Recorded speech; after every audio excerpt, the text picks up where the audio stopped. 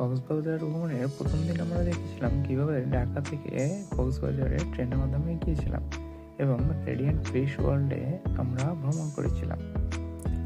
তো আমাদের এখানে ভ্রমণের দ্বিতীয় দিন আমরা সকালে হোটেল থেকে চেক আউট করে মেরিন ড্রাইভ হয়ে ইনানির দিকে রওনা করি।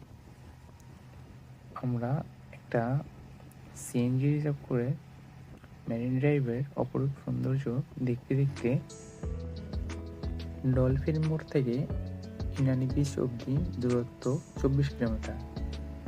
তো আমরা 1-1.5 ঘন্টার ভিতরে আমাদের ইনানির একটু সামনে 1 কিলোমিটার সামনে অ্যাঙ্কর ইকো রিসোর্ট, এখানে 12টা নাগাদ চেক ইন করি এবং আমাদের একটি কটেজ বুকিং বুক ছিল